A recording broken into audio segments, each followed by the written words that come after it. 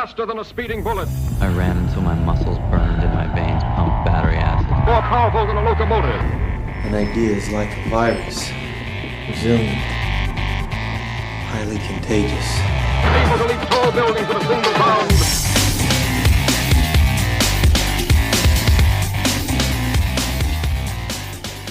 Hey guys, Jared Moon here, and welcome to the Better Humanology Podcast. I'm super excited to get in today's episode. Today we are talking to Brett McKay from the Art of Manliness. You've probably heard of his website, theartofmanliness.com. If not, definitely go check it out. Now, we've actually had Brett on the show before. This was actually towards the beginning, closer to the beginning of the start of Better Humanology, this podcast, and it was a really cool episode. We talked about testosterone. And we also talked about this experiment he kind of did on himself to naturally increase his testosterone in a very short amount of time, doing some very simple things that anyone could do. So if that sounds interesting to you, definitely search our feed for Brett McKay. You'll see him pop up. Very interesting stuff. So check that one out. Now he's on again. And the reason I wanted to have him on again is because Brett is a garage gym athlete. He trains in his garage pretty much every single day. And he's chasing some pretty big goals. He wants to compete in powerlifting. He actually just completed his first meet, and that's why I wanted to have him on, because when I was up, with him a few years ago at his house, I kind of knew where his training was at and where his goals were and everything. But then, man, I saw his meet and this massive progression, and he's just been super focused. And this was also at the time of transition of going from training at a gym, doing the normal stuff, to cutting all that out and training alone in his garage. And so he's starting to see more results and push it further and harder by training alone. Now he does have a coach, and he has some really solid programming. And we talk about all that on the show, but he is seeing some significant gains, and he's doing it alone in his garage. So of course I wanted to hit on that, the mental aspects that it takes, and then also the training. What does it take to actually achieve the significant strength gains that he's seen over the last several months and maybe closer to a year? So stick around. We're going to get into that. The only real announcement I have for the podcast today is at Garage Gym Athlete, our programming at Into 3 Fitness. We are nearing the end of a 12-week cycle. We've been on Accelerate for the last 12 weeks. We're nearing the end of that, and we're about to open the doors wide open for everyone to join Garage Gym Athlete here in a few weeks. So you'll hear me talking about it more and more. And this next 12-week cycle is going to be really awesome. I'm actually going to do an entire shorter podcast episode in coming weeks to explain everything about it, all the details, so our current Garage Gym athletes can be super educated on all the ins and outs of Garage Gym Athlete programming and what we're doing and what they can expect over the next 12 weeks. But also, if you're looking to get on board with our training, I'd like for you to join, because it's going to be incredible. Like I said, I'll do an entire podcast episode, a shorter one on a different day where you guys can hear about that. But if you're interested and you want to make sure that you do not miss this cycle, because it can be hard to get in on our training, go to GarageGymAthlete.com, and once you go there, you can sign up to be on a VIP list, and what that means is you're going to get notified before anyone else, and we're going to send you some bonuses and perks, and make sure that you know what's happening at Garage Gym Athlete, make sure that you do not miss your invitation to our training. So if you want to get started with a fresh new 12-week cycle at Garage Gym Athlete, train with us, train with our community, then do not miss it. Pretty easy stuff here. Go to GarageGymAthlete.com, enter your name and your email, and you'll be good to go. But I won't delay it any further. Let's listen to Brett McKay and talk about what it's like to train at a high level and still be a Garage Gym Athlete. All right, Brett, I'm super pumped to have you on the show. So welcome to the Better Humanology Podcast. Hey, thanks for having me, Jared. So this is your second appearance. Last time you were here, we talked about testosterone, which is great. I do feel like what we'll be talking about today is closely related in a way. But before we get to any of that, we really like to challenge our listeners, kick off the week right. So if you could help me, I'm going to throw the challenges to you. If you could give a fitness challenge for the listeners this week. Fitness challenge this week, the 50-mile march. So this is something we wrote about recently. What it is back, Theodore Roosevelt was sort of appalled when he was president about the fitness level of Marines. And he issued this challenge, had an executive order saying that the Marines needed to be able to walk 50 miles, march 50 miles. I think it was like within something insane, like 20 hours or 16 hours. I mean, it was pretty short amount of time. John F. Kennedy, when he was president, he came across this executive order written by Theodore Roosevelt. And he wanted to implement it as well. In fact, his brother, Robert Kennedy, the attorney general at the time, in his loafers, and it was snowing in Washington, D.C., did a 50-mile march, did it within 20 hours. And then this kicked off this was the precursor of the ultra marathons that we see today, where people run for long distances. But before, it just started off as a walk. And I think it's a great challenge. I haven't done it myself yet. I'm jonesing to do it for us to be written about this because like walking is so fundamental, and being able to walk long distances, that can be a vital skill. If you ever find yourself stranded on the side of the road, apocalypse, you're gonna have to walk around everywhere. And there's just all these benefits from walking. So I would look at that. And we've actually had a lot of readers take on the challenge. One guy walked from New York City to New Jersey, did the 50-mile challenge. So try that. I think you have to do it within 24 hours. You don't have to do it all at once, but you can break it up. So 50-mile march. That's sort of a mental toughness too, but my mental toughness challenge, big fan of cold showers. Now that it's summertime, it's not that much of a mental toughness challenge. Especially, I mean, you live in Texas and Oklahoma. You know how that is when it gets 105 degrees outside. Even when you turn the cold water all the way down, it's really not that bad.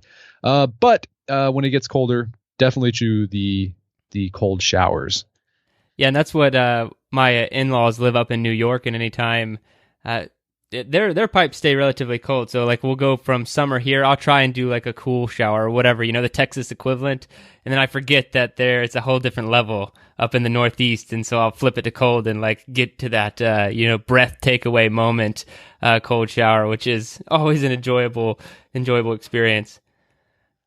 All right, man. And the only thing I wanted to comment on was that you talked about the 50-mile fitness challenge, and you brought up an interesting point, and something I agree with completely is in any sort of like post-apocalyptic scenario or survival situation, really the most functional type of fitness that you could have is just being able to like keep moving for long periods of time. Sure. However you want to build up that fitness level is up to you, but like if you can just go from point A to point B, a slow walk with some sort of load, that is like the ultimate functional fitness. So I love that challenge. Yeah, definitely. All right, man. How about a book recommendation? One that I read recently, did a podcast with the author. It's David Brooks' Road to Character. Fantastic book. Basically just talks about how today in our culture we've sort of lost a language of morality. We don't really talk about our character. And one of the big takeaways was resume virtues are just like how much money you make, what kind of job, like the stuff you put on your resume to show how successful you are. Eulogy virtues are the things that people talk about when you're dead at your funeral. And no one talks about your, resume virtues when you're dead. When you're dead, they talk about he was a great dad. He was a loving husband. He gave back to his community. And those are the things that people remember you by. And also those are the virtues, when you develop them, bring you the most meaning and satisfaction in life. So definitely read that book. A lot of great insights. Awesome, man. I'll definitely check it out. Well, I appreciate that. Now, if we could go ahead and hop into who you are a little bit. So I feel like you don't need much of an introduction, but, I know that some people may not know your background or whatnot. So if you could give a little bit about who you are and what you do. Sure. I run the artofmanliness.com. It's a men's interest lifestyle site that I started in 2008 when I was a law student.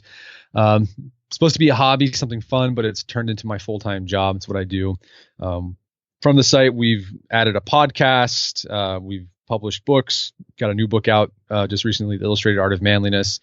And we're here to help men become better men. So we write about style, we write about family life, we write about personal finances, we write about what it means to be a man, sort of the philosophy of manhood, and we also write about fitness and strength training and things like that. So if you want to find any type of skill, you're probably going to find it on our site for sure. That's awesome, man. And I'm a huge reader. I love the site. Now I do. You're also a contributor. I am a contributor. You are. You've contributed several articles. Yeah. Yeah, man. Always a fun experience. Now I want to talk to you about that fitness side of the Art of Manliness because I've read several, if not all, of the articles that you have on fitness over the years, and I've always been interested in the ones that you kind of curate yourself or, author yourself, because I really feel like you've kind of, documented in a way your own personal fitness journey, whether it's in an effort to educate everyone else about different things, but at the same time, knowing a little bit behind the scenes, I think that's your style of training as well. So what has your fitness journey been, I don't know, maybe since when you started the Art of Manliness to now? Sure. So I mean, I've been barbell training, lifting weights since high school when I played football. Did the typical football programming you'd see, bench press, squat, power cleans, and then just wind sprints and things like that. I sort of gave up on barbell training and just focused on losing weight. I mean, I was a lineman and I was tired of being fat and big. So I dieted down. I think I weighed 230 at my peak. It's a small lineman. And I got down after my high school years down to like 180. And I was there for a while. And my focus was sort of like, I did all sorts of weird, like goofy, like Body for Life, just dumbbell stuff and a lot of cardio. About, I'd say 10 years ago, I started wanting to do barbell training again. I missed it. So I started doing strong lifts, like the 5x5 stuff. And, but the problem was like, I would make some decent progress, but then really quickly I'd plateau, and I'd give up and go to something else. And so I experimented with, some bodybuilding type things, experimented with just increasing my bench press, and then did like some experimentation with intermittent fasting to lose more body fat. And I even got down to 175. But then in 2014, I got introduced to Mark Ripito from Starting Strength, did a podcast with him. And I was like, you know what, I'm going to give this a go. I'm going to give this barbell training program a go. Did some videos with him in, I think 2014 as well, on how to perform the basic lifts of, you've seen Starting Strength, bench press, shoulder press, deadlift, squat, low bar squat, and the power clean. I started doing the program, and made some progress, but, again, had some, what was happening on my low bar squat, the way that's a really uncomfortable position, right? And I was getting really bad bicep tendonitis, trying to get myself under the bar. And, so I stopped because it just was so painful, that I was just like, I couldn't even do my bench press or the rest of my workout because my right bicep just hurt so bad, or my elbow. And then one of the Starting Strength coaches named Matt Reynolds, this was like 2015, reached out to me. He's like, hey, I'm just a big fan of your site. Let me know if there's anything I can do for you. And I was like, actually, do you do online coaching? Because I'd love to do Starting Strength, but I'm having trouble with the squats. I'm just causes a lot of bicep tendonitis. So maybe I'm doing something wrong in my form. He's like, well, actually, I do online coaching. So I started working with him in sort of like October 2015. Did a Starting Strength linear progression. He cleaned up my form on the squat. Haven't had a problem with bicep tendonitis since. And been working with him since 2015, and have moved on from sort of a linear progression barbell training program that you see in Starting Strength to an intermediate program. We're doing sort of like a modified Texas method. And then now I'm sort of doing an advanced sort of DUP, daily undulating, whatever programming. And since I've started working with Matt, I've gotten a lot bigger and I've gotten a lot stronger. I went from 185 pounds. I'm now weighing 220.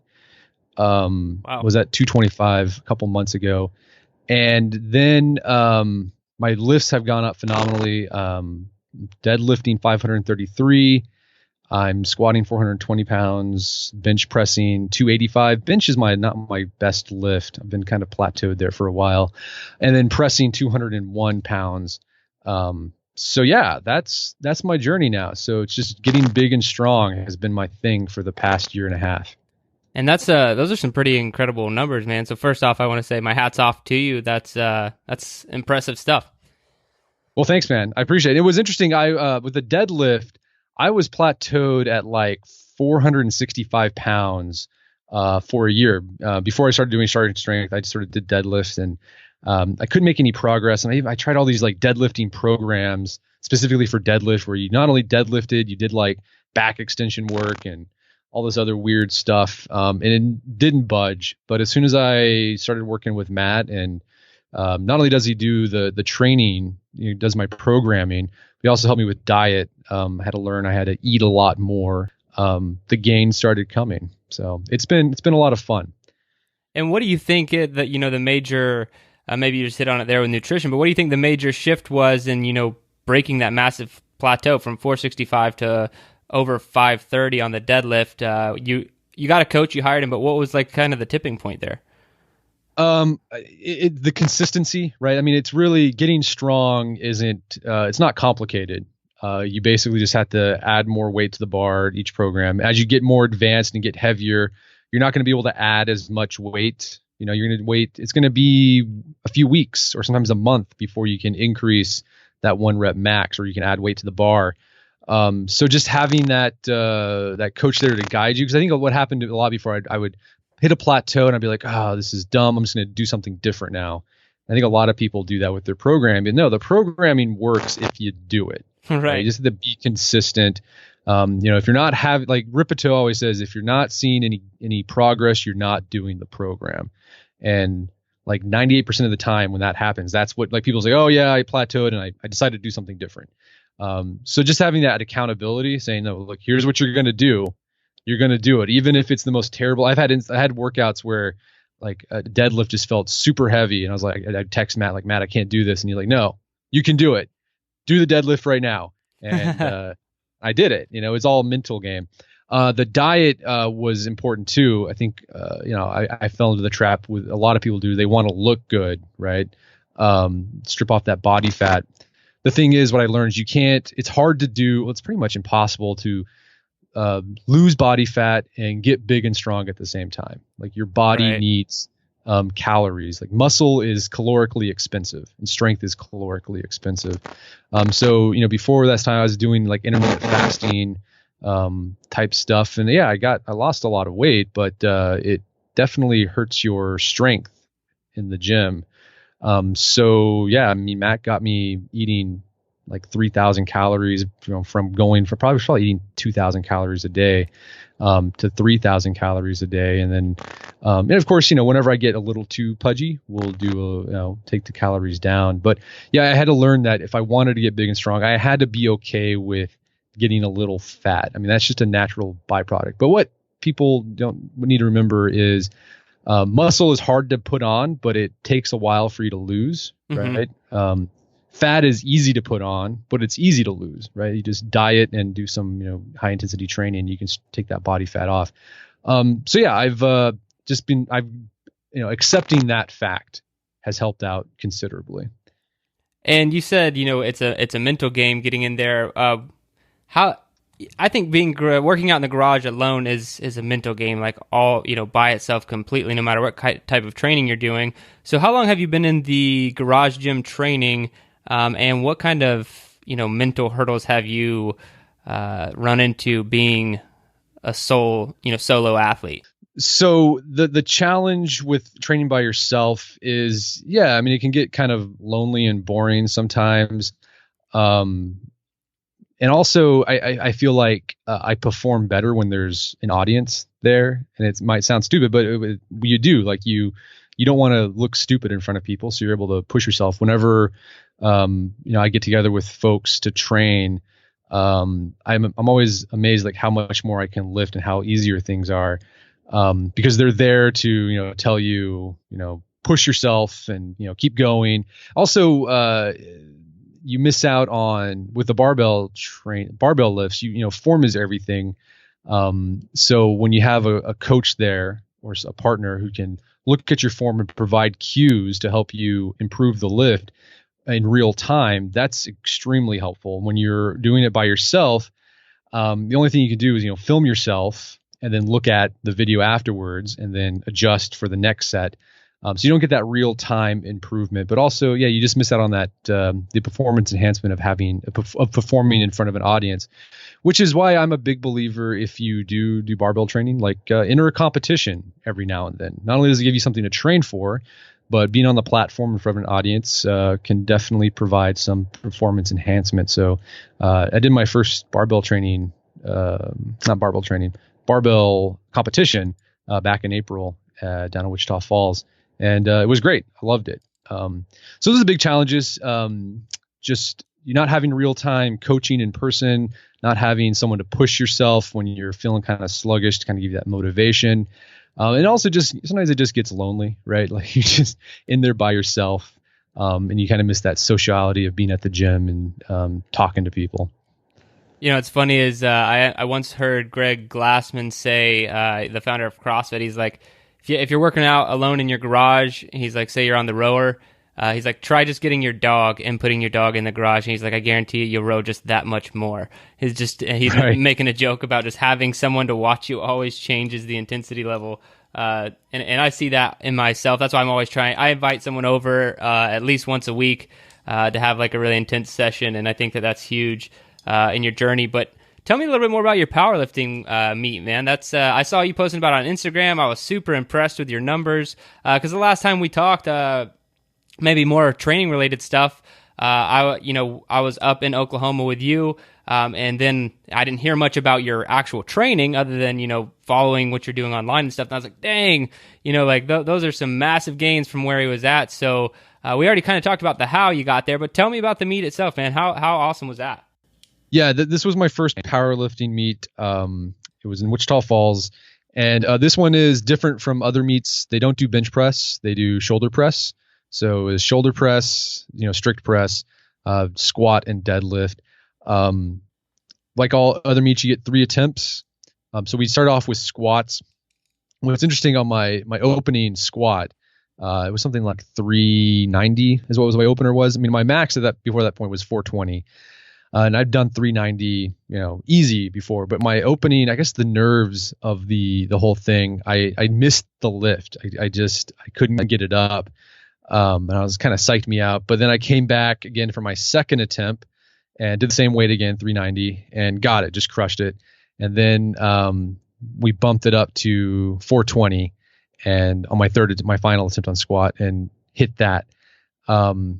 So I was hoping to get a PR on squat that day. Didn't happen because of the first missed attempt, but I was happy that I got the 420. Then after that, it was shoulder press, and I crushed all those, got all my attempts, and it made a small PR from 200 to 201 pounds. And then the final lift of the day was deadlift, and hit a huge PR there. My PR before that point was 515. On my final attempt on the deadlift, I did a PR of 533. So I jumped up a whole 15 pounds or 18 pounds on the deadlift. And powerlifting meets, man, it's an all-day event. It can wear you out because you do your lift and then it's a lot of waiting around, and you're pumping back caffeine and doing all those things to get you in prime condition and or just ready for your lift, and just stresses your central nervous system, and it just exhausting. And I remember after the competition, like I was like wiped out for about a week and a half, just exhausted. Even though you only lift, well, I mean, you're lifting 9 times, and you're lifting 9 times really heavy, so it makes sense that you're putting so much stress on your body, plus the psychological stress of competing. It'll wear you out. So yeah, it was a fun experience. I can't wait to do it again. You're just going to meet a lot of great people, and made some new friends there. So I'm looking forward to doing another one, hopefully here in October. Awesome, man. And that's is that the plan for the foreseeable future? Are you going to see how far you can take it in powerlifting? Yeah. I mean, this is my hobby now, and I'd love to see where I can take this. I mean, I'm shooting for a 600-pound deadlift for the end of the year, and I think I can get that. I'm still hitting jonesing for a 300-pound bench press. That's eluded me for almost a year now. Press, I would love to get up to 225 on the press, and the squat, I'd love to get up to 500, but I don't think that's going to happen this year. I'm being, conservative. I'd love to get 460, 450 on my squat. Man, those are some pretty incredible numbers, and I wish you luck in your training. I want to shift gears on you here. We have a new question on the podcast you haven't received. We call it the book question. Are you ready for it? Okay, let's do it. All right, man. So say there's a nationwide curriculum implemented, and the president calls you up and he says you're responsible for one chapter of the book. So every single child in America will have to read your chapter and be tested on and pass before they can graduate high school. What would your chapter be about? Okay, so they have to. Okay, let me see if I get the question. So they have to. There's a chapter in a book they have to be tested on. What would that chapter be? Yeah, so it's like a collective book that's going to go throughout all schools across America, and you're responsible for one chapter of that book. Okay, man, this is a tough one. I would say, man, I don't know. Crap, this is. Let me think about this a bit. One chapter in a book that goes out nationwide. I think it would just be about how to learn, right? Like learning how to learn. Because if you can master that skill, like you're going to be good for the rest of your life. So just techniques on meta learning, just the process of learning how to learn, different ideas you can do there. Because I think if you can master that, you're going to be good for the rest of your life. You can pick up anything. Yeah, man. And have you implemented any of that kind of stuff, techniques in learning into your own life? I mean, my technique is just reading a lot, and the process of taking those notes that I've read and then writing them, putting them down into paper or keyboard, and synthesizing them into my own thoughts. That goes a long way in learning things, but also just getting your hands dirty with the task, whatever it is you're trying to learn, and doing it. That's how you really learn something. You're going to make mistakes, and hopefully you learn from those mistakes, and you can get better at it. So yeah, just reading, writing, and doing are my meta learning tactics. Awesome, man. Well, I appreciate that, and thank you for the book question. I'm actually maybe going to write this book one day and take all the chapter topics from my guests. No. Well, dude, I'm going to shift back to training and being a garage gym athlete because I want to talk about that a little bit more. So how long have you been a garage gym athlete? It's been since August 2015. Yeah, August 2015. Awesome, man. And so where before that, were you just like in normal traditional gyms? Yeah, I was at a local kind of Globo gym here in town. It was a good gym. The problem I ran into was, because I do barbell training and they don't have a lot of barbells there, squat racks. There's a lot of times I'd show up to do a workout and I couldn't do it because everything was occupied. So that got really frustrating, and that was the big impetus behind starting a garage gym. And what's one thing that you miss the most about a Globo gym? I guess the towels. That was towel service was really nice. And then it's just like the climate control of the gym was nice. Like right now, it's starting to get hot, and you walk down the garage, just you start sweating. And then when it gets cold, like it's super cold and it's super uncomfortable to bust out a set of squats when you're all cold and creaky and just stiff. I liked having the night. That was the nice thing about the gym. Everything was just climate controlled, and didn't matter if it was 20 degrees outside or 100. You had a steady temperature to work out in. Awesome, man. And that and oddly, that's a question I get asked all the time when people are talking to me about garage gyms is what do I miss about normal gyms? And I always do find it a little bit challenging to answer, but I like the towels answer at first there. That was that was good, man. All right, so service is great. So if someone was looking to start a garage gym, what would be like your top 3 tips you'd give them on starting a garage gym or being a garage gym athlete even? Because I talk about this stuff all the time. I could probably give 100 different tips or whatever, but you've had your own journey over the last two plus years being a garage gym athlete. So if maybe someone picking your brain or listening to this podcast could shortcut the process in any way, shape, or form and be more successful, what tips could you give them? I would say start off small, and like just get the equipment, the bare equipment you need. So a squat rack, a barbell, and some plates, and then add things later on. And that's what I started. That's what I had: just a squat rack, a bench, barbell, and some plates. And I had that for about a year, and then I started adding in some accessory stuff as I started, as I started adding accessory work into my own programming. So yeah, you can start small. And I probably spent from the get-go, I think like $1,800 to $2,000 to get the thing going. And I know that seems like that's a lot of money, but for me, it's just been a huge return on investment. We actually talked about this in my podcast I did with you, sort of the financial aspect of garage gym training is, I don't have to travel anymore to the gym. So I save money on gas. I save time. I save probably about an hour 30 minutes of a commute there and back to the gym. It's been great. So if you do it regularly and you work out consistently, like your gym's going to pay for itself quickly.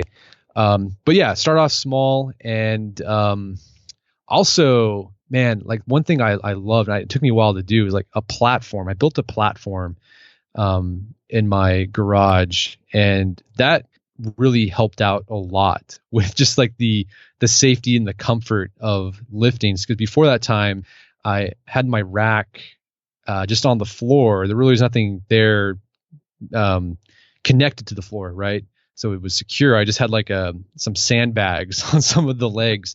And whenever I was doing a heavy squat, I was like, oh my gosh, this thing's going to like tip over and kill me. But with the platform, I was able to screw in the rack to the wood platform instead of screwing it into the cement floor of my garage. And they're super easy to make. You can make them for less than $150. It's just plywood and rubber mats. I wish I would have done that sooner, because it's just helped with just safety, and also it just looks cool. And also, I mean, it just helped with the deadlifts and squats. It's great because you have a flat surface because you're on that plywood. And it also reduces the sound, the impact if you drop weights. It's not as loud, and it protects that garage floor. So if you ever sell your house, you won't have smashed up cement floor. When you lift up those rubber mats, you can protect your floor with that platform. And what kind of accessory equipment have you invested in?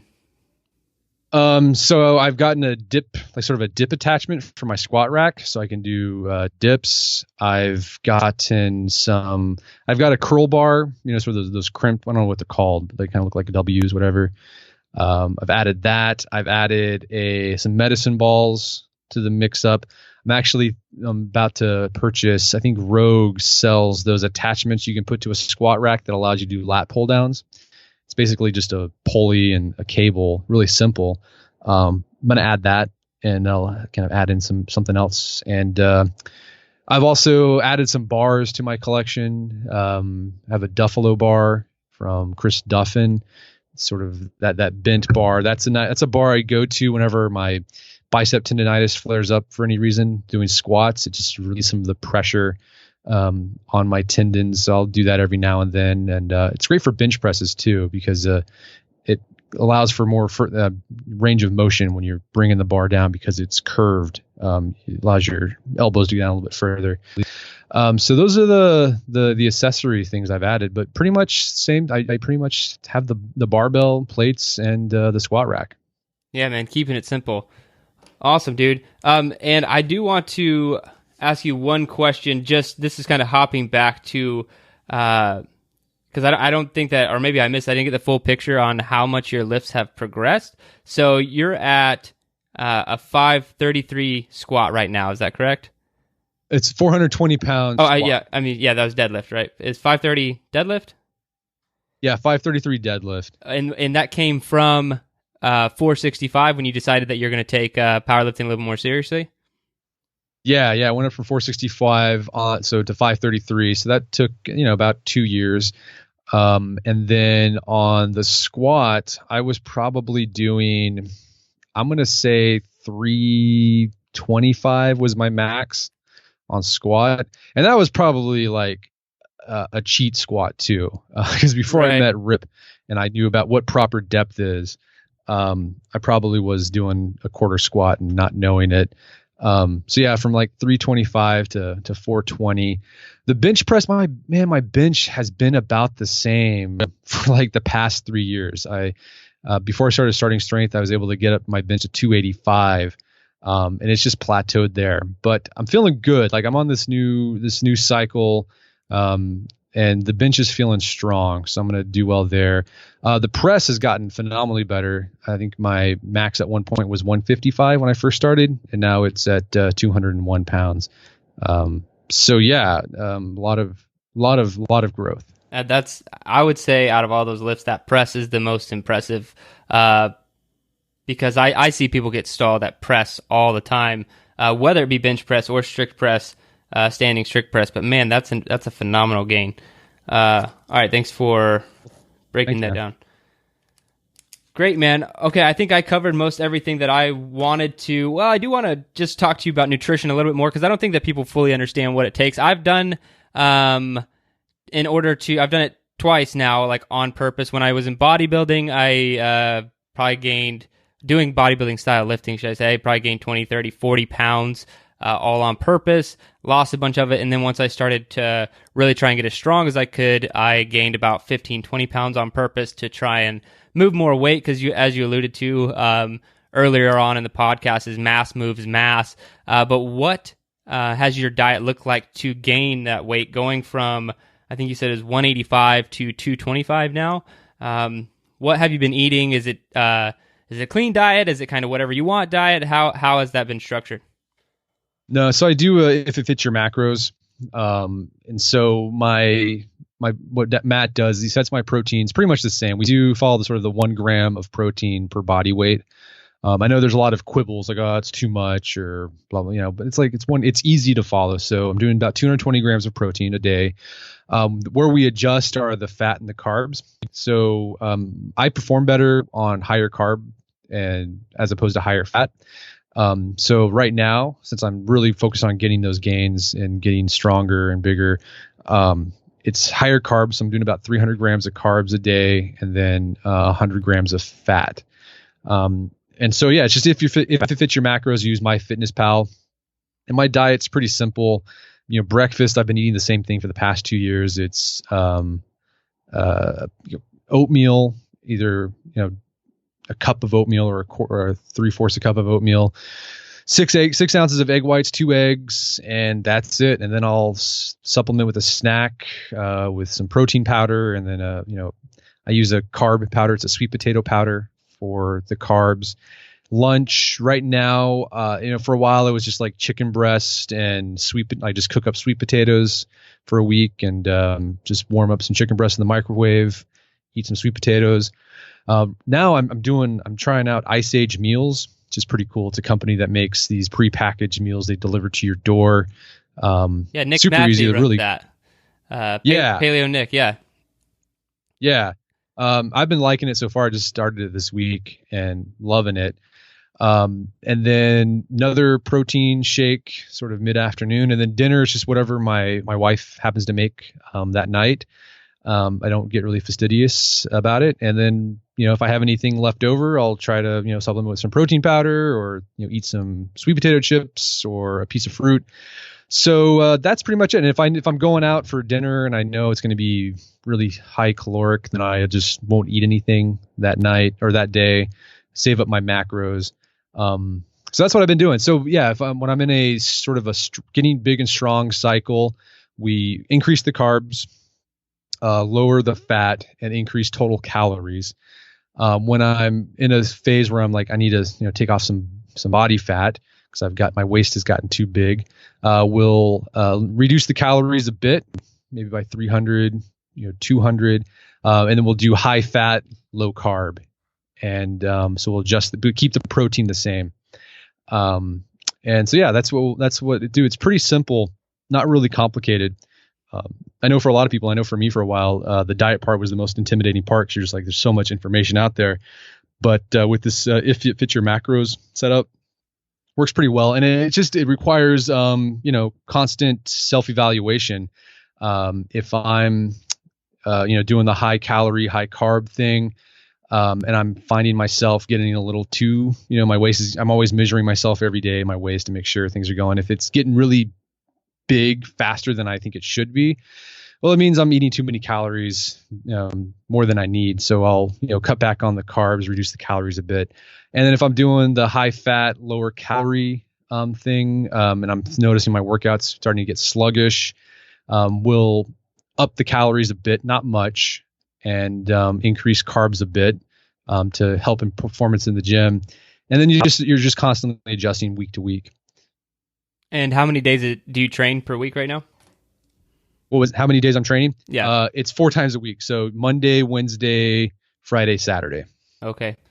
Awesome, man. And that I really appreciate the answer to all those questions. I'm just really trying to paint a really good picture of what it takes to get where you are right now. And man, your goals for the end of this year, I know that you'll meet them, and I'm already impressed with your progress, and I'll be super impressed when you get there at the end of the year. Now I appreciate it. I do want to move into the quick fire questions of the show. Are you ready? Yeah, let's do it. What's the hardest workout you've ever done?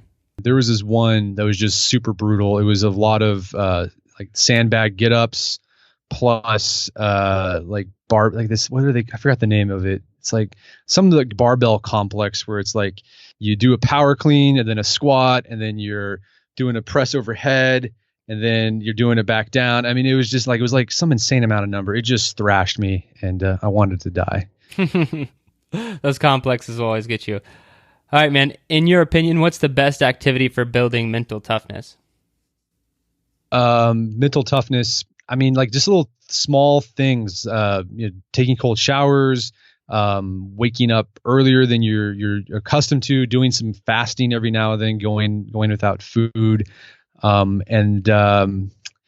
thing I do every now and then sort of help my mental toughness game is doing a Go Ruck Tough challenge, right? So it's up all night. You're just getting beat up by a ex special forces guy. That really helps my mental toughness as well. And if you could only have one piece of equipment to train with for the rest of your life, what would it be? Man, it's easy. A barbell and a squat rack and some plates. That's all I'd need. Perfect. All right, man. So this is the last question of the show. What is the best advice you have for becoming a better human? This is 100% open-ended. Becoming a better human? Yes. Yeah. I would say the best advice is just commitment. Like figure out what you're going to do, like what program you're going to do, whether it's in the gym or outside of the gym, and stick to it. You got to do the program works. If you do the program you set up for yourself, it's going to work. So just stick to it. Don't be a dilettante and constantly change things. Find something that you know works, has been proven to work, and just stick with it day in and day out. Dude, I love that answer. I mean, I know I heard from a great strength coach one time. He said the best program that you can be on is the one that you're on right now. And what he meant by that was it matters to some degree that there's somebody who thought out something, like follow a well-established program, not something a 4-year-old made or whatever. But if you follow that to the letter, you're going to see progress. And I think that's for sure great advice, man. Well, I appreciate you taking the time to be on the show today, man. Where can people learn more about you and what you're doing? Artofmanliness.com is the best place to go. And check out our new book, Illustrated Art of Manliness, available on Amazon.com and bookstores everywhere. Perfect, man. Thank you so much for your time. I appreciate you being on the show. Thanks, Jared. Appreciate it.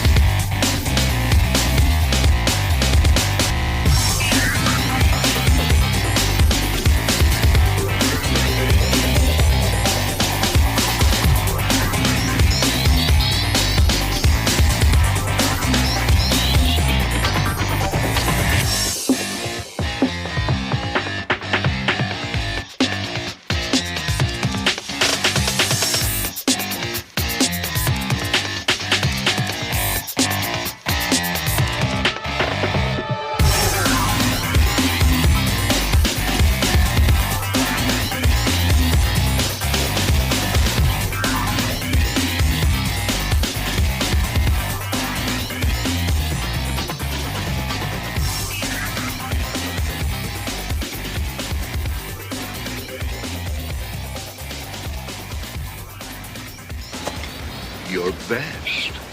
Losers always whine about their best.